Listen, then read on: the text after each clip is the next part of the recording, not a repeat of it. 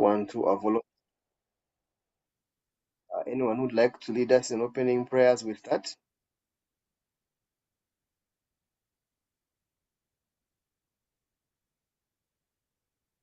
No one wants to take the blessing? Okay. There she goes. Thank you, Pastor Aki. Let us pray. Heavenly Father, we thank you so much for today. We thank you for giving us yet another day where we have been able to prosper in all things and where we continue to prosper in all things. We thank you for this meeting, that it is yet another opportunity where you help us to grow, to prosper, to elevate, to become better in the things that you've given us access to become better stewards of the businesses that you've given us, to become just better leaders in the different spheres that you have placed us into. We thank you for Kahill. We thank you for the things that she's going to teach us, for the things that we're going to receive today, what we're going to learn. We thank you because our businesses are going to be better. We thank you because our communities are going to be better. We thank you for because even us ourselves, we're going to be better because of what we're going to learn today. We just give you thanks and we ask you to take control of this meeting. In Jesus' name, amen. Amen. Amen. Thank you very much, Pastor Aki. Now, once again, welcome. I'm just going to, I see we have some members, some people attending this meeting who are not members of the BLN, or at least the BLN Bugolobi chapter. So I'm going to give us a brief introduction to what BLN is, just for the sake of those who are a bit new to this. Maybe you got the link, a friend sent you the link, or you saw it in a WhatsApp group or LinkedIn. So Business Leaders Network is a community of business leaders, like the name suggests, within Worship Harvest Ministries. And the vision of business leaders is to catalyze 1,000 investor-ready and scalable businesses. We have this big, hairy, audacious goal to have 1,000 businesses, each with an annual revenue of 1 billion shillings or $1 million, depending on the bracket the business is in. Just think for a moment. I don't know whether you've thought about that before, or if your business is in that bracket yet, but imagine taking your business from where you are now to revenue of $1 million. That's the big, hairy, audacious goal of Business Leaders Network. We have 3 strategic pillars. One, community. So the chapter of BLN in Bugolobi is one of such communities. At different Worship Harvest locations, we have communities in the specific areas where we are.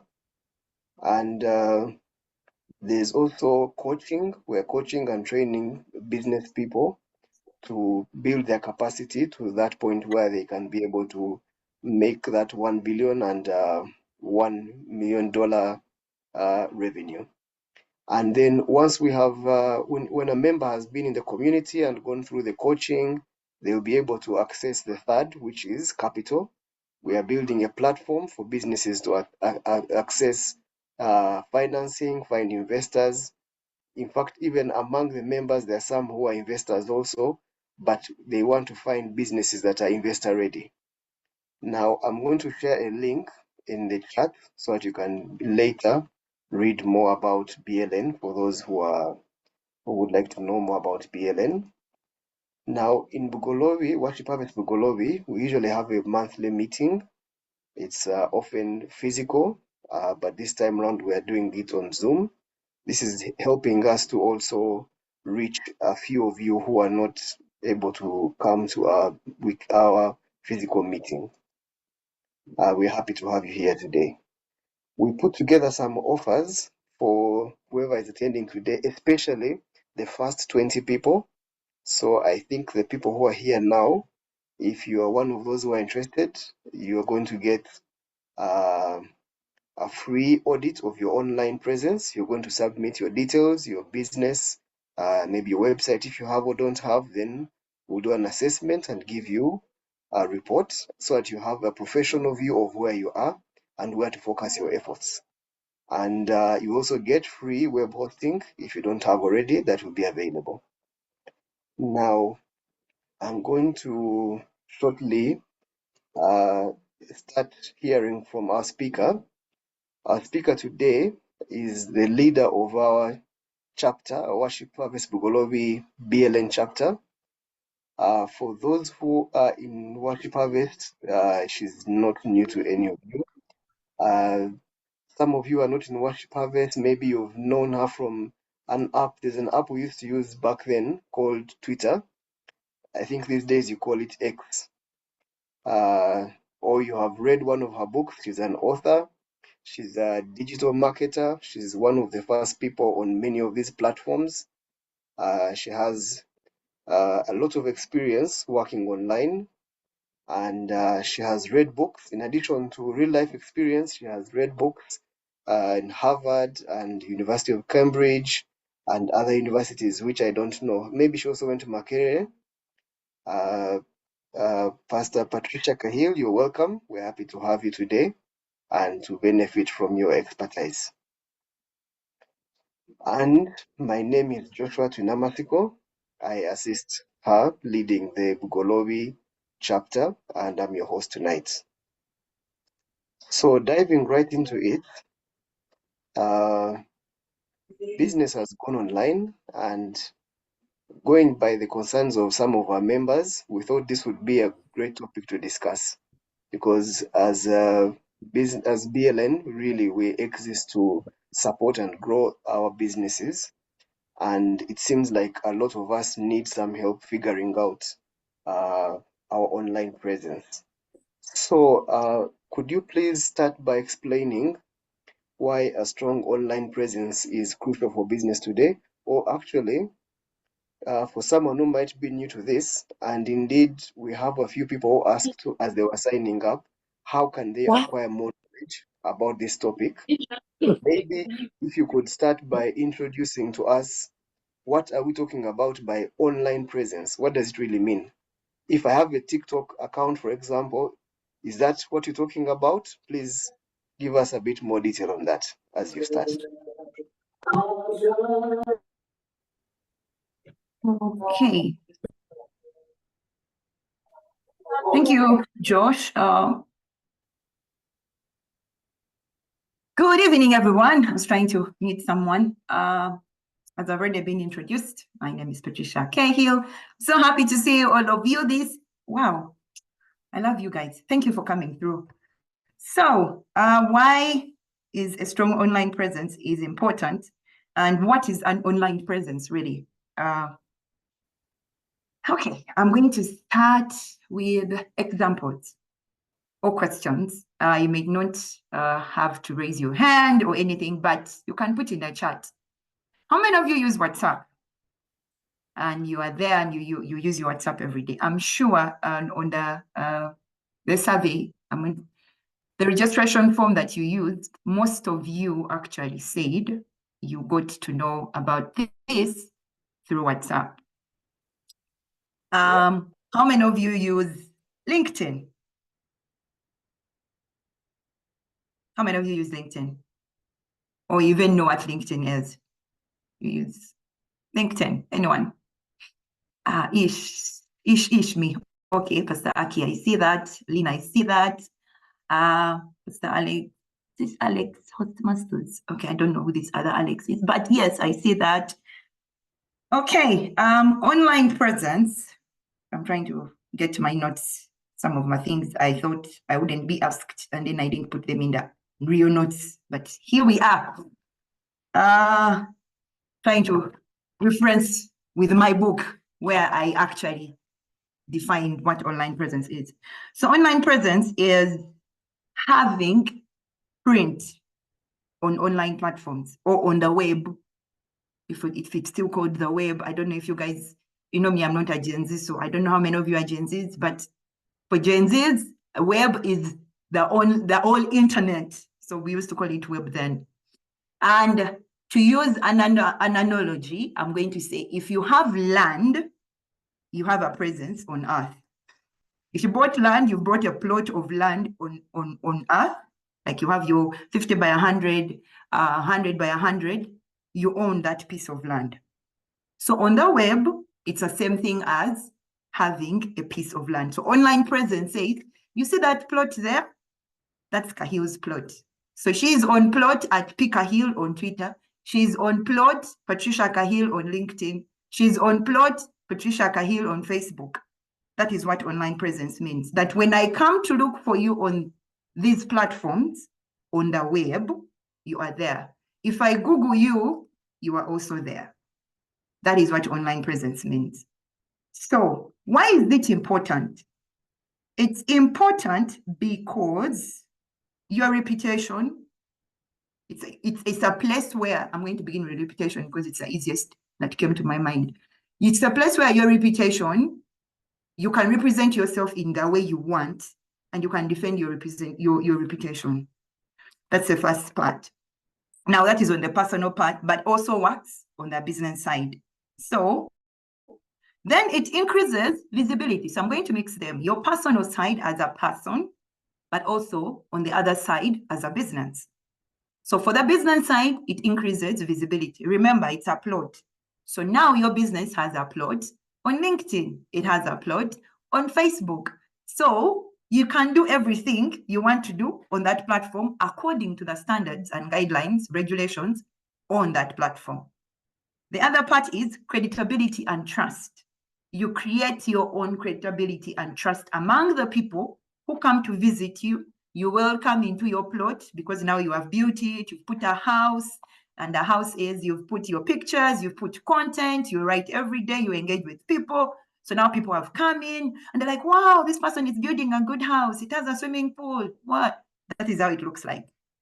So I'm using my analogy, with a direction. For someone who is new here, we are going to use a lot of those examples to make it easier for understanding and to make it easier for you to use the platform. So now you have a mansion. Yes, Pastor Aki, you have your mansion. You create the competitiveness that you want. Do you want to put red on your mansion? Do you want to put yellow? Are you going to have, which kind of visitors do you want to come to your place? Which kind of people do you want to feed? For us who are doing MC and frontiers, which kind of people do you want to reach with your house? That's what I mean. So your competitiveness is how your house looks like. So how does your online presence look like? Does the house attract people? Or it's like, man, I can't visit that Shamba house, man. I think there's an old lady who lives there, or an old man. Who does it attract? Now that is your competitiveness. The other one is, how do you engage with your customers? How do you engage with people? So it gives you easy way to engage.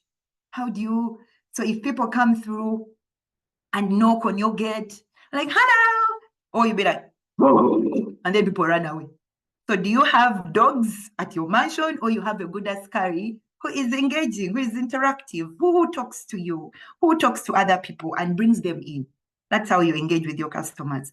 The other one is your market. You're marketing your things and advertise the things you have. You're going to tell people, I live here in my house. These are the things that I have. Now, this is for a business plot, not for a house. Because if you start telling people you have a TV, you start telling people that you have a TV, you are in trouble. Josh, I'm going to give you hosting rights so that you can meet people. Thank you. Done.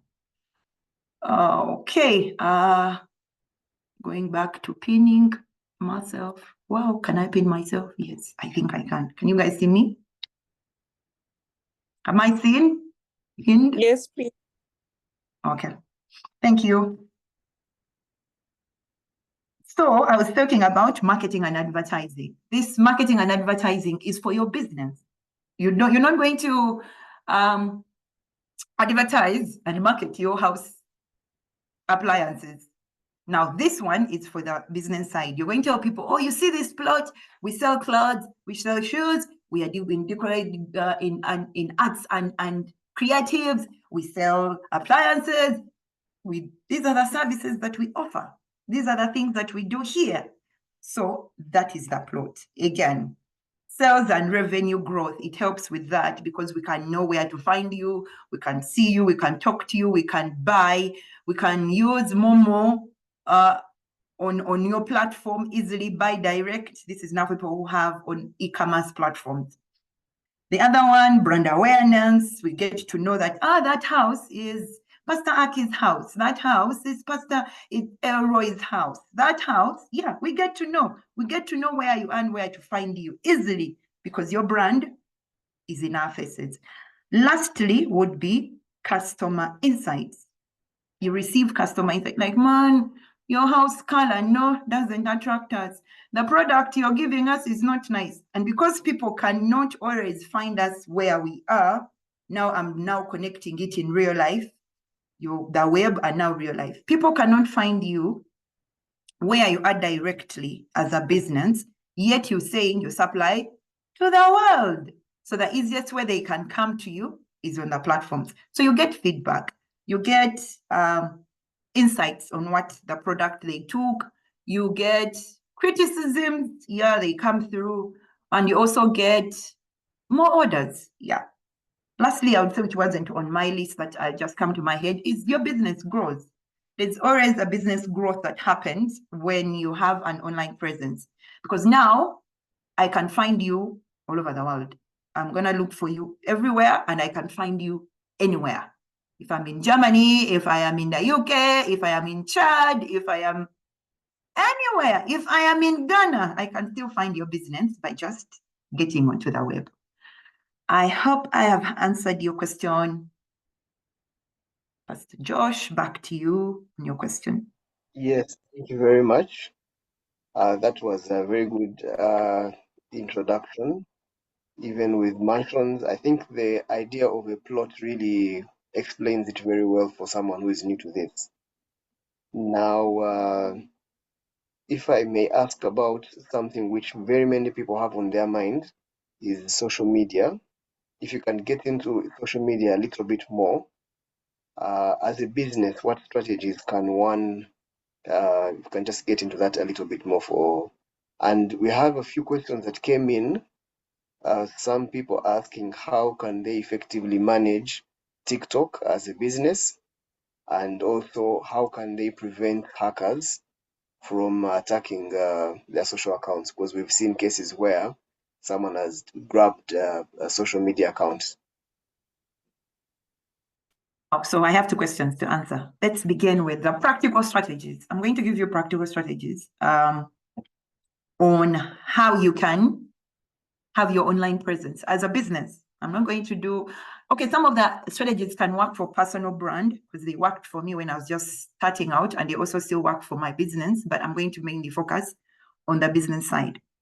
So one of them is before you actually, okay, you have bought the plot. Yes, I have my 100, no, why am I using those small plots? No, I have my acres. Yes, 100 acres of land on the web. But why do I have them on the web? Why did I buy that side of the land? Why did I buy on TikTok? Why did I buy on Facebook? Of all places, why am I on LinkedIn?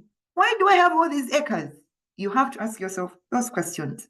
And how do you answer them? You go to your business plan, your marketing plan, because in your marketing plan, you have goals, and you're telling yourself, I have to make 100 million by the end of the year. And one of the strategies to make 100 million by the end of the year is to use my online presence. So now my online presence is I have an acre on LinkedIn. I have an acre on WhatsApp. So let me go and build the mansion. Who am I targeting on that platform? Which people? Now I'm going to even take it a little bit interesting and deeper. So now you brought on Twitter, which is the Muyenga or the Kororo. And then you bought on Instagram, which is the Instagram people, man. I don't even know where they, like, yeah, because Instagram people are classy people. So any area you know that classy, please tell me. You can put it in a chat so that we can give it to Instagram. Then you've brought on TikTok, which is Fenaka Yola, where everyone come through. TikTok, buy land here. Yeah, that is TikTok. And then you also bought land on X. You have to understand the target audience on these spaces. Yeah. Snapchat is also classy. Yeah. So we need to find them a place where we can put those. Yeah, well dressed. Bugolobi. Yes. I like it so much. So Bugolobi is for Snapchat and Instagram. So you have plots in Bugolobi. But do you know that people in Bugolobi, do you know that they are classy people? Now, if you know that they are classy people, then that defines your target audience. Do you have the product to give to classy people? Do you have the product to give to the people, Kayola people, TikTok? Do you have the product to give to X people, which is Twitter? We are intellectuals, what? We went to school, degree in marketing, what? PhD in whatever. We are those people, you get? So now, do you have the content? Do you know these people? That's the first thing. Learn your audience. Who are you targeting on those platforms? Then you're going to have to create a content, the content that you need. Because when you learn the people, you've done, which we call demographic understanding. These people of Instagram are classy. They are what? They are Bugolobi people. These people, you know them, they are this age bracket because they're the ones who like to go on nice cuisines and eat nice food. What? They are the ones who are taking boat cruises to the islands. They're spending money on flights. Those are the people, Instagram. Now you've understood them. What content do they consume is your next strategy. When you look at them, you're like, these people on Facebook. And then the people on Facebook are your family members, your OGs, your what? Everyone is there. The ones you went to school in primary, the ones you went to school in HSC, everyone is there. And then all your family members are there. You need to learn the audience so that you can create content that they will resonate with. You're going to, if you bring your classy image, nice Instagram flower, what, looking all, and you post on Facebook, they are going to abuse you. Because for them, they don't know those things. They're like, hey, my God, what are you showing? My God, mama, nice shoe, but anyway, you're showing money. But on Instagram, they'll be like, wow, girl, you're rocking it. Oh, yeah, you look fly. That's how you learn the different platforms. When you take it on LinkedIn, your fly picture, we are going to look at it and be like, what is she selling? The shoes or the clothes? Okay, she's selling, what is going on here? What is she telling us? And then we will not comment, we'll just scroll and move. You don't want those things happening to your content. Learn the audience, learn the content they like to consume. Then the other one, for people who are using websites, search engine optimization is a must for you. Anyone who is selling, you have your own e-commerce website, you need to have a search engine running for you. And what do I mean? You're going to find keywords of people. Remember the target audience? Now you are using Google to target people for you because your website has to be searchable in either Google, Bing, Safari, all of these places. It has to go there. So now your website has to have the keywords that people use to search that particular product or service that you're selling. So you have to put it in there. Now, this is a lot of work at the back end of the website, which many people, all of us, we might not know, but it happens at the back end. That's why when you put in black shoes with a heel, those websites that come to you, they put black shoes with 2 inches. When someone looks for this, let me be the one to appear. If someone is looking for dark black guy, they will look up here. A website that talks about this, anything that you Google, just know whatever comes on the front page, that person search engine optimize themselves with that keyword that you've used. That's how it works. So if you are using a website, which is e-commerce platform, that is what you do for that one. Wow. There's another one. Social media itself as a whole is a strategy. Very many people, and this is a caution, very many people mistake social media and digital marketing and online presence. As we already know, online presence is just buying the land. You have bought. Yeah, I'm using the internet. Now you're going to buy land. You bought the land, but now where have you bought it? So you go and buy on LinkedIn, on whatever, as we mentioned earlier. So those online presence is I am on the web. Now, social media is the locations, as I've mentioned, the Bugolobi, blah, blah, blah, blah. Those platforms are the social media platforms that you have to be on. You need to be on those platforms so that you can reach those people. That's a strategy. Having a website is another strategy that is on the web, but it's not in social media. A website is under digital marketing. It's not under social media. There's always a misconception where those two are mixed up and say, I'm on social media, I have a website. No. You are on the web, you have a website, you are also on social media. And you are on, social media, which is on the web. So when you leverage your social media platforms, you're going to make sure that you understand the platforms you have got yourself on. How do they function? How do they work? What do you want to present to people? Do not be enticed by people who are there already. Do not be enticed by the people and what they have. What they have does not concern you. What concerns you is what you have to offer.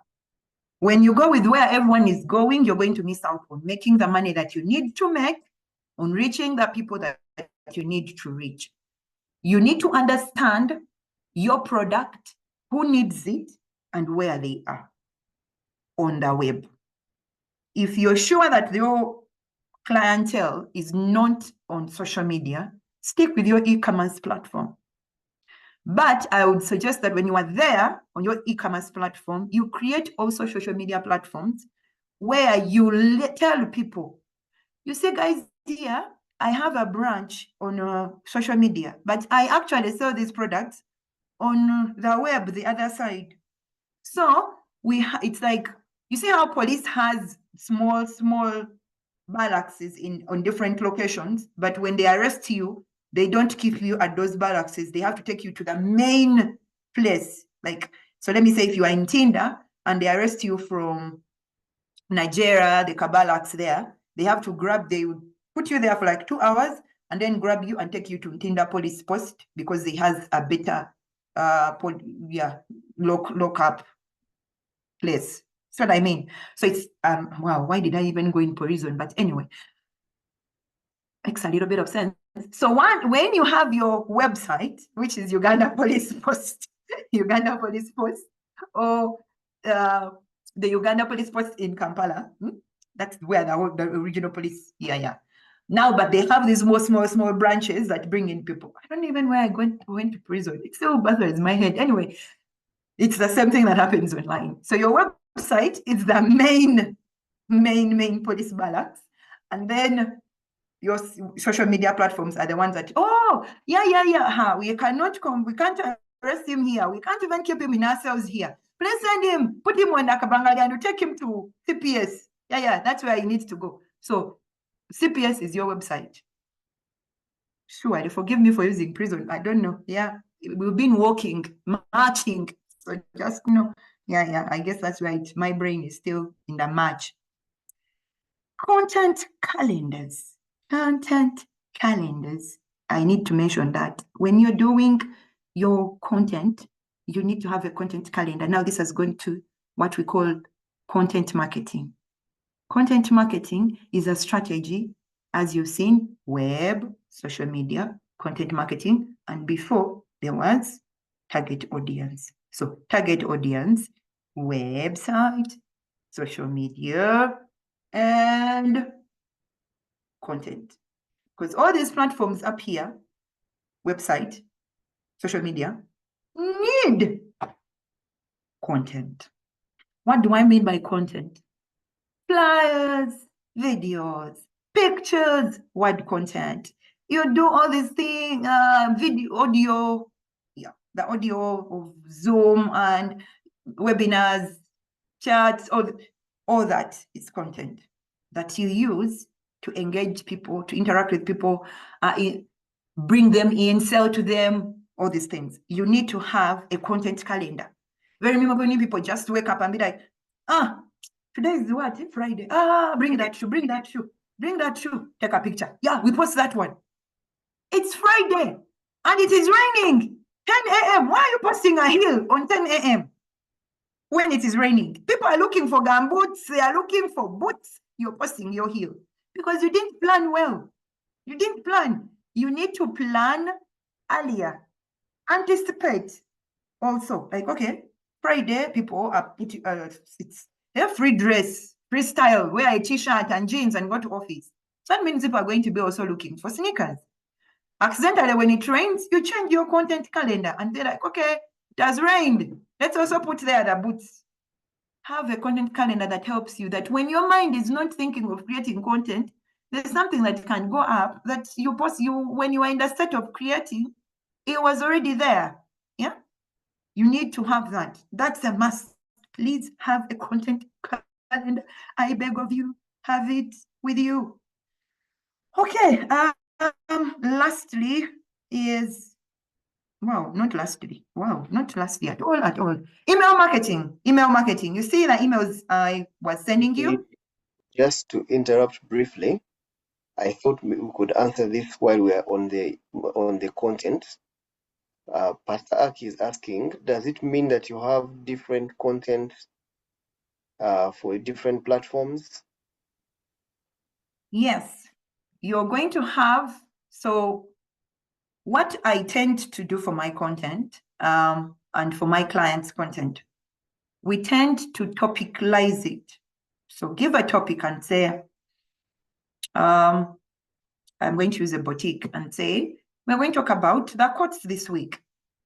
So we're going to talk about the winter coats, the freestyle coats, the casual coats, all these coats that we are selling. But winter coats may not work in Uganda because it's sunny. And when you take it to Instagram, you're going to find someone who is in Rwanda who wants to order because it's stylish. See, you take it on Twitter, no, that platform does not work with fashion at all. So you don't need to even be on Twitter to talk about fashion. So you have to take it either Snapchat and a little bit of Facebook, because Facebook would work with that kind of content. Where you're not going to take it is LinkedIn. You're not going to post the quote on LinkedIn. You're going to write a piece that speaks into wearing the right coat for the right season as a business person. So your platform on Twitter, on TikTok, is now going to say these videos of people wearing different outfits or different coats and telling people how they work. It's an educational platform for you as a boutique. You may not be able to sell from there. The best place for him to sell from would be the Instagram and Snapchat, because people can directly buy from there. It's a classy look. LinkedIn is for educating people about the different coats that you sell and why you sell them. So you're writing opinions about different clothes for business people and business owners. So that's how you do it. So yes, you're going to have to differentiate in those specifics. The title might be the same, the topic is the same. I am in Deco. But who in Deco on LinkedIn wants to hear Deco? People don't know that in their offices, they are supposed to decorate and have a stylish look for their office looks. So you come in and have an opinion on how they can have a stylish decorated office. But when you go to Instagram, you're going to talk about the weddings, the interiors, the what, because that's the class. Then on Facebook, you're also going to go in and tell people, you guys, these are the new trends of decorations that we, yeah. When you go to Twitter, you may go there to just encourage people to understand that deco is important, but you're not going to sell to them. So you have to understand those different matrices. I also see another question from Pastor Aki. How do you figure out the best times to post out white content?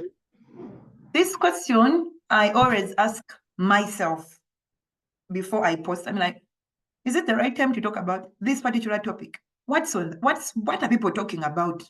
Yeah? So I go and look through TikTok. What are people on? Okay. And what are people on Facebook? Oh, this. Oh, okay. So when I bring in my jazz, it may not work. But if I bring my jazz and connect it to their jazz, my jazz mate get some recognition, some engagement, because it has tapped into already existing KB.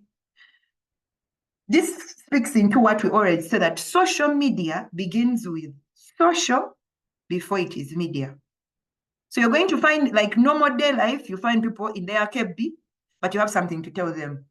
So you're not going to be like, hey guys, Munanga, this thing happened. They are already in their KB. And you're just, hey. No. You're going to come in, sit, wait. Oh, so that's what happened. Woman, now, okay, I ate it, I get it. You see, also this thing happened. So now you're bringing your KB. That's how we do it. It's socially.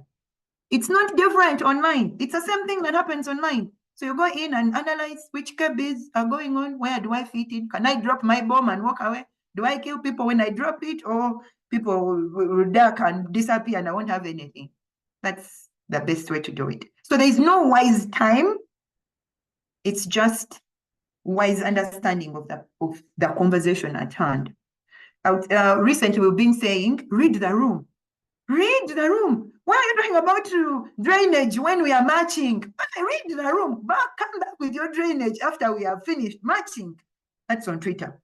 So most times now, or for the last 2 weeks or 3 weeks, all that conversation about certain things have been put down because the main emphasis is the marches. So now you can't be coming there and telling people, buy from me, buy. People are marching, even if they're marching on their pieces, not in the streets. Yeah, hope I've answered you well and given you clear examples. Thank you very much. That was clear. Okay, I know people are going to ask me about influencer marketing or influencer partnerships. So I'm going to speak into that one as a strategy. First and foremost, there are different influencers. Influencer marketing is just someone who has influence. Guys, it's not someone who has more numbers. No. Influence is someone who has authority to speak into people and make them do a thing. I'll give still an example of the matches that have been going on. People spoke online and people went and matched. You got what I mean? That is influence. So I might have my 50K, but when I call them to match, not even one person goes. I have no influence. I just have followers who are just following me and not interested in mainly what I am talking about. They're just like, Patricia Kahill is a good chick. Yeah. She's saying what?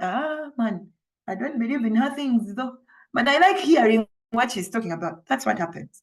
So influencer marketing is that person who can influence for your product and they bring you clients.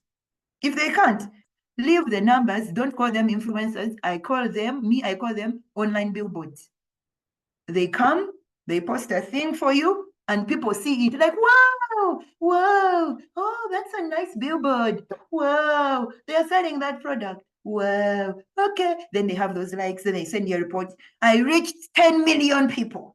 Then you ask them, 10 million. Wow, what a good number. But our store, the product is still here. No one bought. How come you reach 10 people and no one bought? Because they are a billboard. No one buys from a billboard. But if they are influencers, they are going to influence their people to buy. A person is going to come and say, Pastor Aki, I saw a post on Kahill's page. My God, what she had is what I want. Give me. I want the same thing. Give me 10 of them. I'm even going to go and tell some other person because the way she spoke about it, I want it. That is an influencer. They have influenced someone to buy, and that person they have influenced is also going to go and influence other people. That is influencer marketing. It's not numbers. Please don't look at the numbers. I beg you. Someone who has 10 people, 100 people who are following them and can rally their 100 to do a thing is much, much better for you than someone who has 10 million followers and they can't even rally one or can only rally two, themselves and their family member. Other than that, no one else. You rather go with the one who has their 10, 100 people, because they can speak in those people's lives, they can talk to them, and these people believe in what they are saying, they can do. Yeah, that's on the part of influencers. The other strategies are easy. Customer reviews and testimonials. Those ones help you to analyze if the product is working, if the testimonies are coming in well. You can backtrack and see, okay, I can do this thing, I can't. Let's remove it from the shelves and put something new clients don't want. Yeah. Then engaging with the audience. This is an easy. You have to talk to people, guys. Talk to people. When they comment, talk back.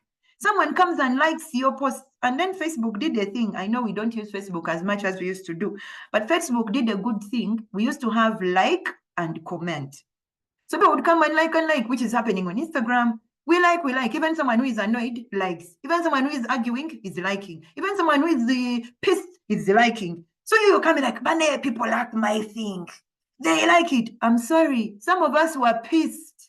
We just didn't know what to do, so we liked. It was the only thing there. And we didn't want to comment because we didn't have the energy to tell you that we are pissed. So the only thing was like, okay, like, walked on. Then Facebook is like, okay, I'm going to help you. I'm going to show you people who hate you. I'm going to put sad. I'm going to put joyful. I'm going to put hug. I'm going to put like, just like. I'm going to put some nice emojis. Now someone comes and puts a sad emoji. And you leave them to go like that without asking them, wait, huh? Josh, why are you sad on my post? Why? What is sad about the post? Do not leave those emojis unanswered or unquestioned, because you have left, you are not getting to understand what the client, a potential client, a follower, is saying. You find someone real crying, they put that emoji of, like, my picture was nice. You're crying. It's a problem. And I'll be like, you know that guy behind you did this. You're like, oh, it is not about me. Oh, it's the guy behind. Okay, thank you, because I thought it was me. Now that is engagement. That's how you create engagement with people. You may not want to attack them direct on the post. You can click on the emoji, you will see the person, click on them, go to their inbox. Like, man, you posted a crying emoji. What is going on? Why are you sad? Can I help? Was the product bad? What? Please help me understand your sadness on my post. Engagement. That is how, those are the strategies you can use. If you have questions about them, I can answer. Questions related to those strategies, I can answer. Back to you, Josh, but I see a question by Michael. Yes, How maybe you could answer that. Okay, how can we let me measure? also ask one more, so that you take them together. If you could answer that and speak more about analytics and monitoring in general. Okay. Michael's question is, how can we measure the return on investment on the different platforms made in online or social media or digital marketing, since one of the critical metrics to track, as Director Grace says, is cost of acquisition for each client? Okay.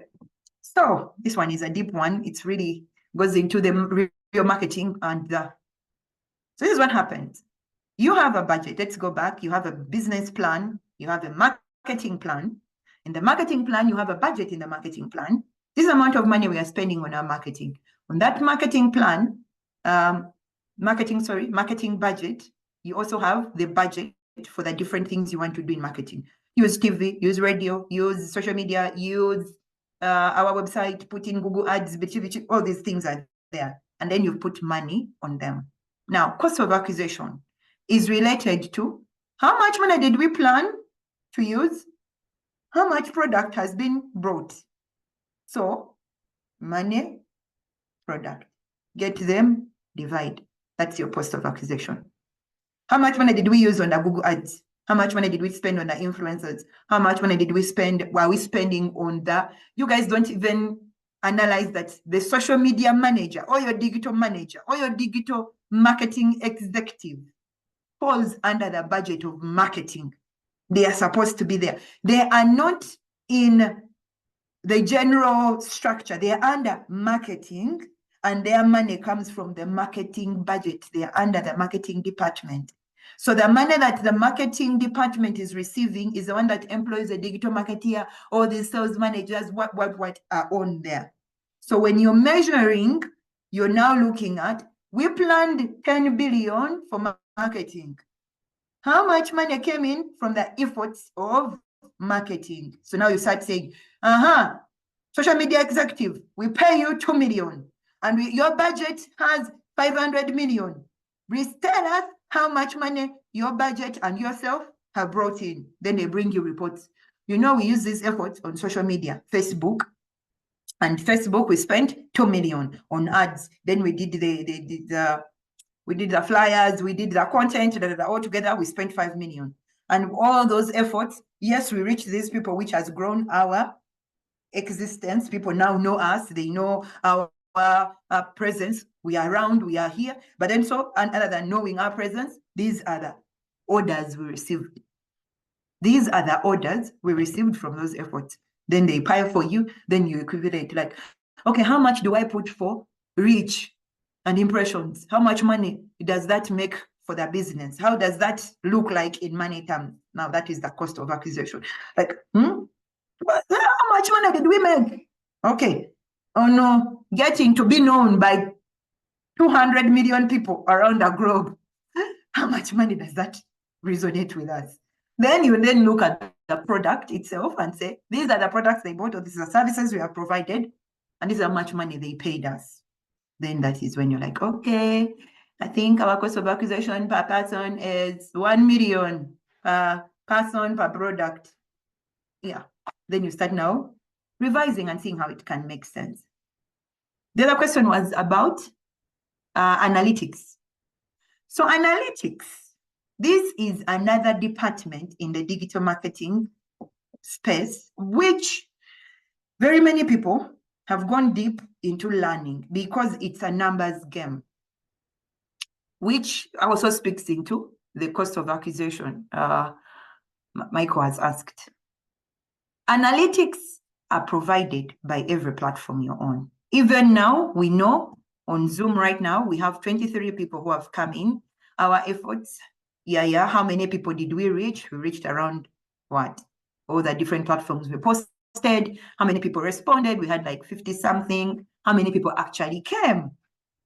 23 people. Now we analyze those and then we ask ourselves these kind of questions. What does that mean? Did we share late? Did we share early? Did we miss out on a step of acquisition? Like, now that is what data analytics is about. You get the data, you study the data. It speaks and tells you the stories about your business. It tells you the stories, what people are saying and not saying. Like, okay, we like Kahill, but yeah, I'm gonna register my name, put the email and everything, but that time I be in jam. So maybe I'll get the recording. Yeah. So I want to be on the call. You get what I mean? There's that. Then there's the other part of, okay, I'm gonna be there. Just send me the link. I don't even want to register on your thing. Just send me the link. There's also that one. Then you analyze. Why don't you want to give me your data? Why? What's the problem? I'm not going to spam you. I just want to send you some follow-ups, let you know of interesting things if at any moment you accept. So that's what happens. So analytics, Facebook has its own analytic setup and how it analyzes its things. You can really get deep Facebook analytics. They can tell you, Josh is in Kampala on this day. He posted this thing, and this thing relates to your product. So you should make sure Josh is in your line. Yeah? That is how Facebook is. If you dig deep into them, you find the connections and the people you need.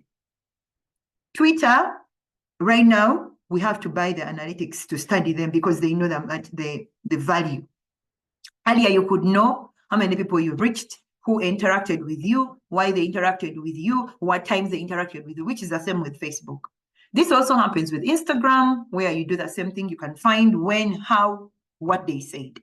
You learn to read the numbers and know what the numbers are telling you. For people who are doing email marketing, you will read and the numbers in line with how many people have opened, how many people have responded, what are the questions they are asking, what time do they open? Because then it helps you to send them the emails at those times. Same with WhatsApp. it's mainly the statuses. They show you when people are most active, when they read your things. You can see that gap. If you read that report on how many people have done, you will see when people actually were really watching your statuses and when people not. For you, when you go in and be like, oh yeah, I have 10,000 people viewed my, no. When did they actually view? Like when was the time they viewed that particular status? Same thing with TikTok. You will know when people are viewing and when people are not viewing. It has the statistics. Yeah, and the numbers are the depth of our social media work, because if you don't know those numbers, you're going to just be posting for the sake of posting without studying. That's where you find your target audience, demographic understanding, and the content that you need to create for them. Back to you, Joe. I'm going to plug in. Is Josh there? Thank you. Yes, I'm here. Thank you. You've answered a few more questions that I was going to ask. Yes, I see there is one more question that we didn't quite answer. Maybe if we can, at this point, let me actually ask anyone else who has a question, if you'd like to type it in there, or if you want to ask and unmute, you can put your hand up, and she's going to answer the one of preventing hacks. If you'd like to ask, please put your hand up and then you can go next.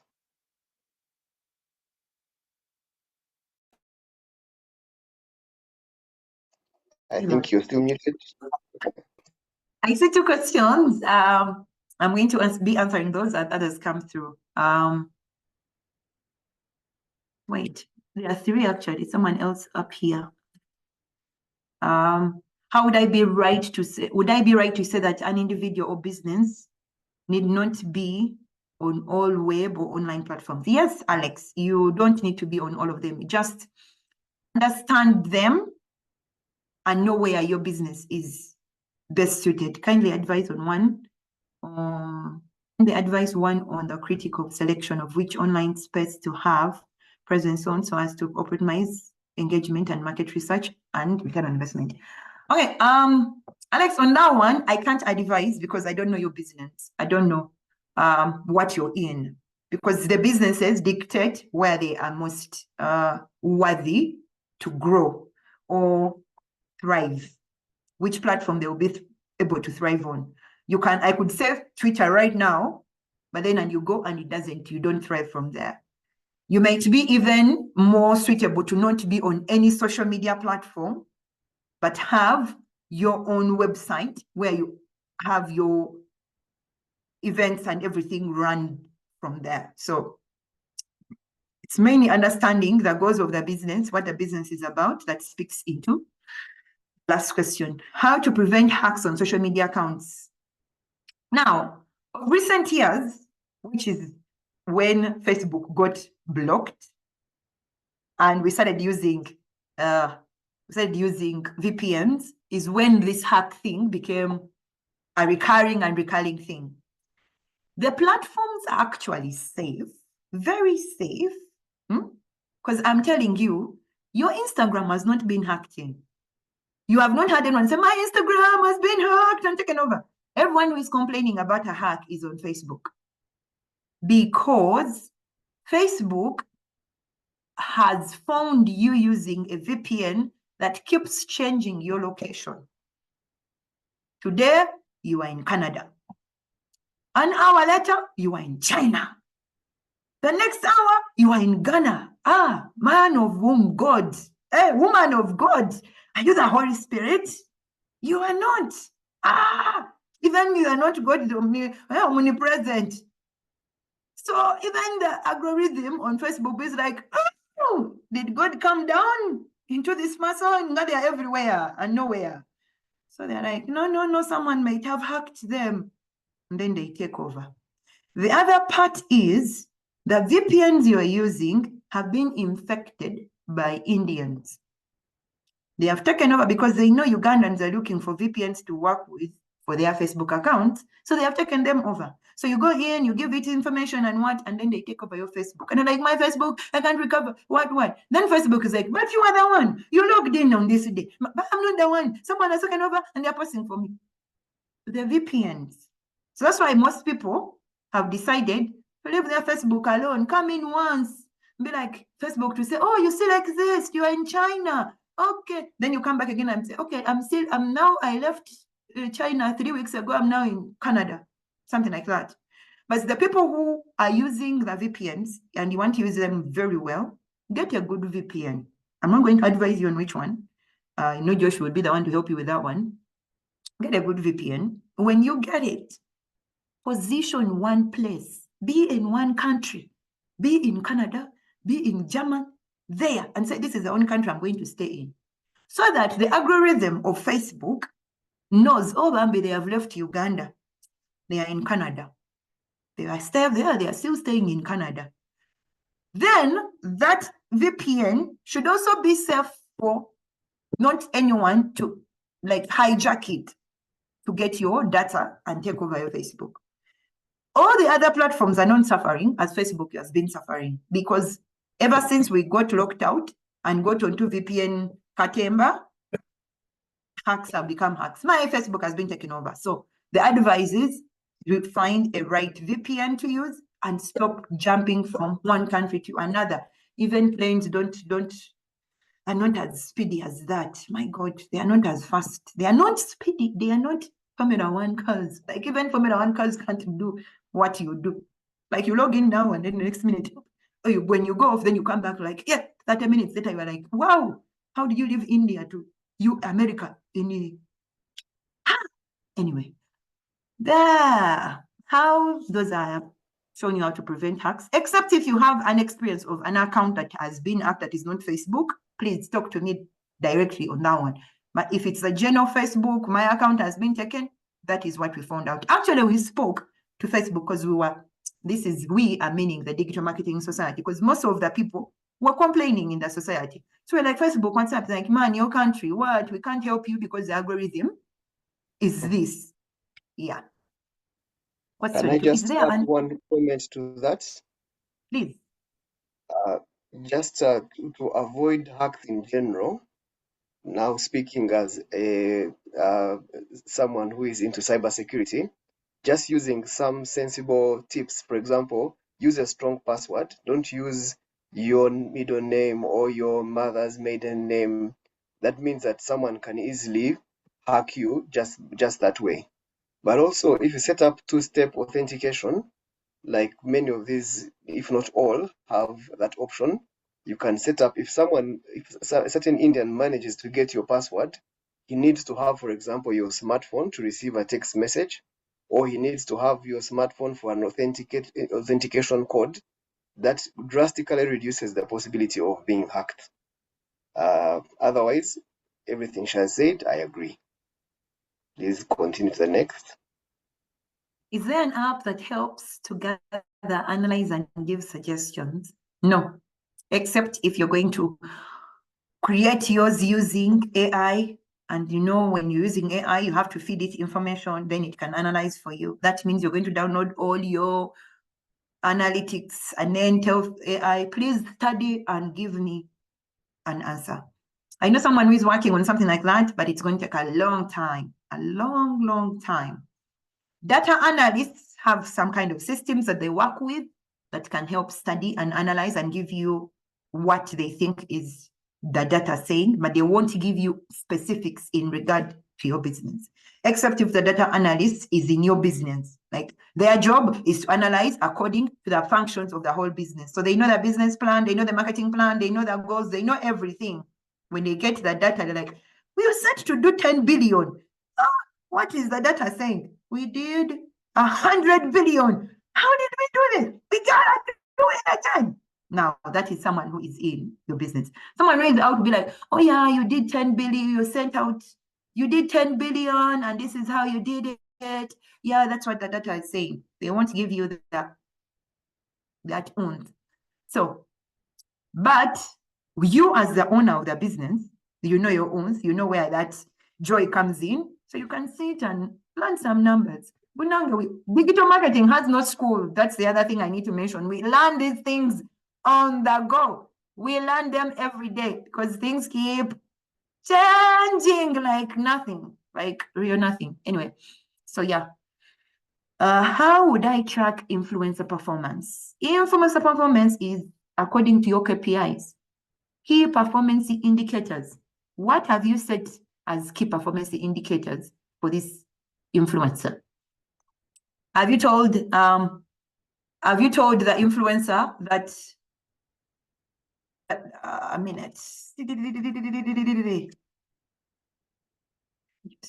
Hey, have you told the influencer what are the things you want to see? What do you want to see? What do you want them to achieve for you? If you don't tell them those things and how you're going to measure them, they will just do what they think they're going to do. So you set your targets. Like, I need you to reach 1,000 people. I need you to sell for me 50 products, and I need you to bring this amount of money in. I'm going to pay you according. I'm going to pay you this amount of money. This is the other thing also.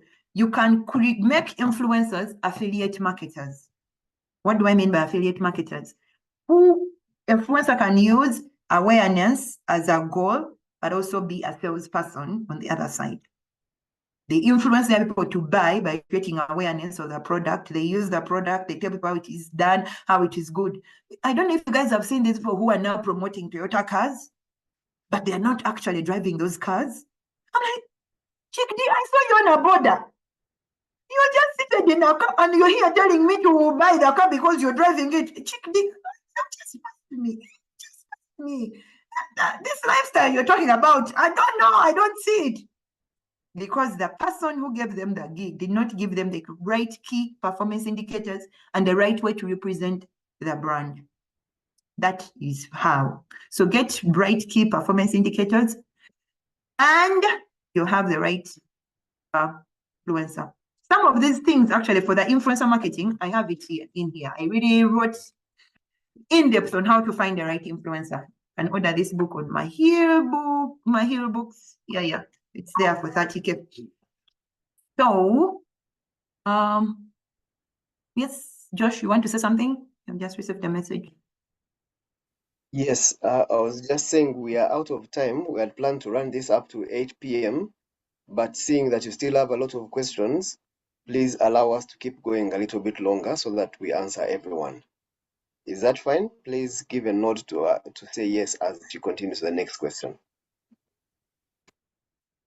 Okay, thank you. Ambrose, how can I grow an Instagram account, considering the fact that they post regularly and interact, but still it does not add up to the numbers? Are there any tricks? First and foremost, you need to understand that that platform, as I mentioned, it's Bugolobi. Yeah. Oh God, we buy things from, yeah. Huh? If your pictures don't look like, I've been on that platform ever since it landed on the web. I have been there. And I tell you, me who has been there, you'd think I have 1 million followers. Like when it was there, we were like, yeah. But then the standards became, I gotta look nice in pictures, I gotta find the right attire, I gotta find the right shoes. It's like, Jesus, I will use the few things I have, let the platform be there so that I can learn how it is working. My clients, I'm not gonna struggle. So your content has to be sophisticated, high standard. We call them the bouzoseries. Yeah. That kind of content. That's the first one. Second one, you need to use hashtags so that the tea party people can find your content. It gotta be good content because they're gonna find it. If they find it and don't like it, they're gonna scroll. They won't even leave you. And then Instagram doesn't even show you how many people have viewed. So you are there wondering, have they viewed? Why there are no likes? Because people look at her like, Kale, she shouldn't have. Why is she even on this platform? Should I look, scroll? You will never know. So the first thing on Instagram, content has to be, yeah. And then you got to put hashtags. What are you talking about? Because the hashtags are the ones that put you into different spaces. If you go on search, you'll find very many interesting things on search, and they have hashtags for them. Next one, I need to continue. So since VPN changes countries, it's still viable to advertise for Facebook because the prospects we are targeting will be based on wrong locations. Yes, it is. We do not advise you to do ads and do them out of your people that are on your page. So let me say, you have a Facebook page and you want to advertise. When you're going to Facebook advertise, you're going to advertise, and this is a hack I'm giving everyone who is using Facebook. It's a nice hack. It works magic. You're going to advertise to people who like your page and they are friends. That way, the 1,000 people who like your page and there are 10 million people that are their friends can see your ad. You're not, and then you're also going to put countries you think that people who like your page are in. That's why you need to go and read the analytics, because they'll show you Uganda, Rwanda, Tanzania, blah, blah, blah. Then you put those countries.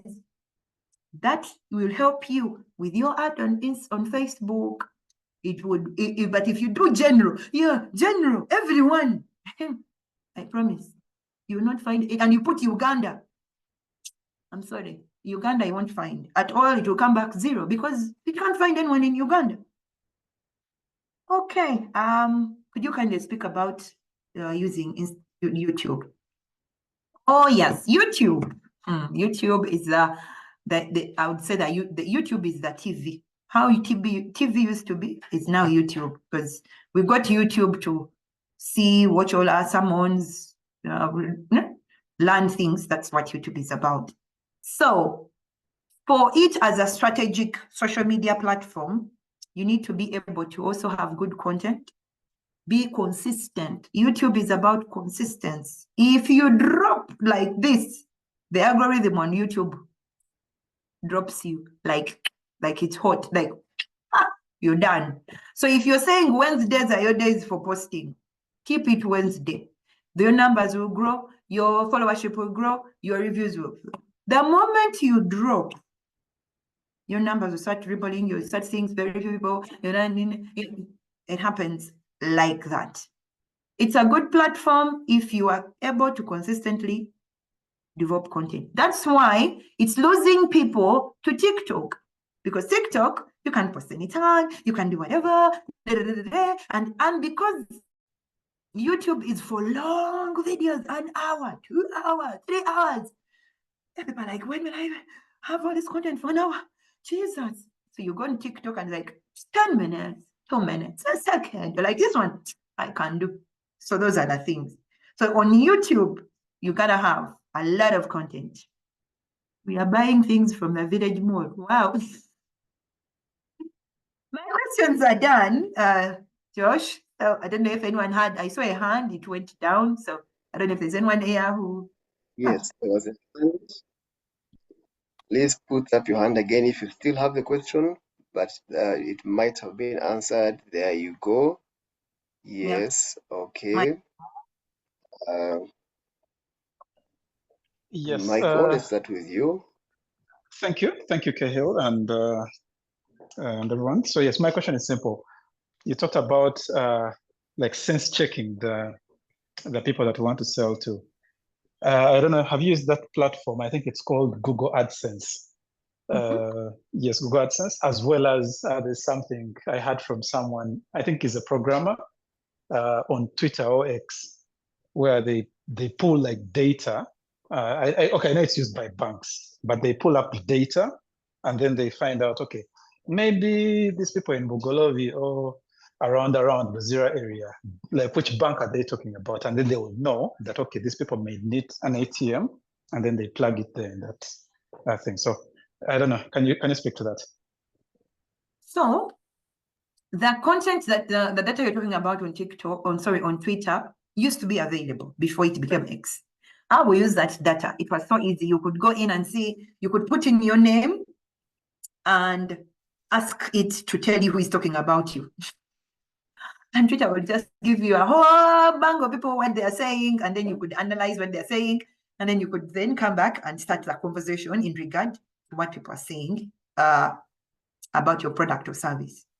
Now, when the richest man in the world came in, he realized, I can make a lot of money on this thing. So you're going to start paying for it. but not directly paying for it. You have to be verified. So verification came in, and you have to pay for verification to get that kind of data. So like, really, it's okay. The client will pay for their platform. It's now fine. So we no longer use it as we used to do. But anyone who has a verified account can actually pull that data. Then the other question about AdSense. AdSense is a Google tool to put ads in, and it does the same thing. It pulls keywords, it pulls locational, geographical, geographical area, demographical, and statistics and keywords that are used in a location. Like you can ask it, okay, how many people have Googled this thing in Bugolobi? What are they saying about this thing in Bugolobi? And then it'll give you that data. So yeah, something like that. That's what AdSense does. Oh yes, there was a hand. Pastor Aki, you put down your hand. Yes, Dr. Aki. Thank you, Kahill. Thank you, Josh. So I was just thinking about social media, and I feel like maybe I don't check so much, but every time I go, everybody's talking about themselves. There is a lot of, I'm doing this, this is me. So I'm wondering if I come in and I'm also talking about me. And don't you get lost in the, I don't know. Yeah, like everyone is about themselves. So how do you talk about yourself with, do you get what I'm saying? Well, everyone is talking about themselves. How do you talk about your business and still be able to stand out while in the noise of everybody speaking about themselves? You use testimonials and recommendations from your clients. So you did something.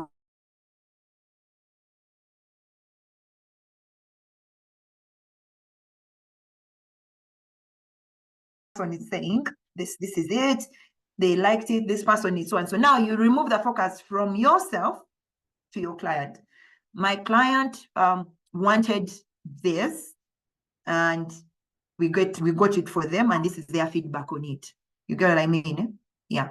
So that's how you do it. You remove the focus from you, put it either on a product you're selling, put it on because I've suffered with that a lot, because I'm still struggling with imposter syndrome. So I found a hack in that and be like, I'm not going to talk about myself. I'm going to talk about the things that I am doing. I'm going to talk about the things that I'm doing and what they are impacting other people. See, so let me say, if I'm going to talk about this, I'll be like, you guys, this thing happened. I talked to this number of people. These are the questions they asked. This is what they're interested in knowing. And this is how we discussed them. Some of the information I used was from my book. I also asked few questions from a number.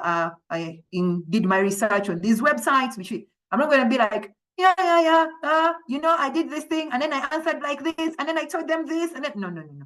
Because I don't want to be also self-absorbed in my own self. That's a problem, which is a character thing. So now that takes me into social media characterization and self-worth that happens on what becomes the negative side of digital marketing, or the negative side of social media, where people lose themselves in themselves and forget about the community they're supposed to be impacting with what skill sets and ideas that they have, or the businesses they are working in. Yeah. Hope that helps you. Awesome. Thank you very much. Just to add one more to that answer, that was a really good question. I think, like we said earlier, reading the room, when you get online, look around and see what people are saying, and you might find an opportunity to say something that is relevant to you, but of an ongoing conversation. And then you find a way to squeeze yourself into it, so that you're not just getting up, everyone, like you said, me. So reading the room can give you some ideas of how to get into the conversation without being so narcissistic. And I think that might be it for now. Let me just say thank you very much for everyone who came in today, and for everyone who was among I think that's nearly everyone. We are going to get in touch. We have your email addresses and WhatsApp numbers.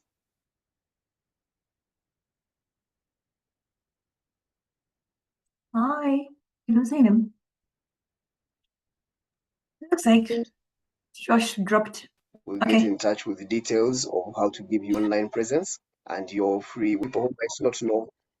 Sorry, did I miss something?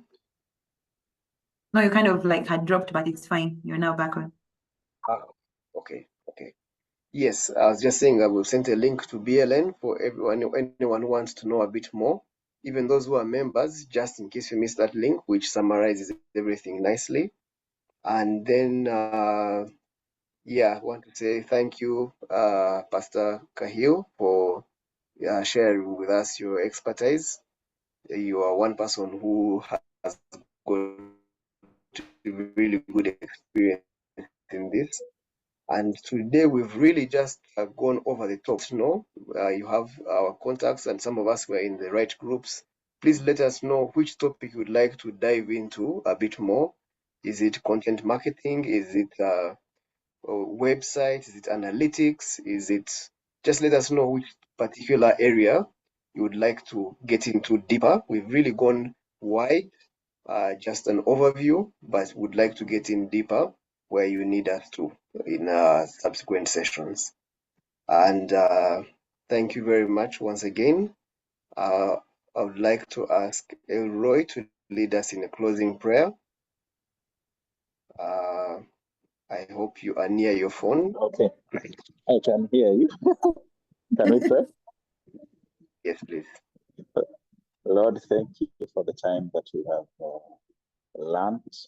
We pray that you will continue to fill Kahill's cup to overflowing to the glory of your name, and for the lessons that we've learned, the influence that we're about to bring, that your kingdom will be glorified, that the businesses here on will thrive beyond our wildest dreams, and that we shall be agents of your kingdom as you've commanded us to take over this world, to dominate it, that Lord, through business, we shall do that, oh God, and bring praise to your name, that the gospel will be funded in every way to the glory of your name. Thank you, and we honor you.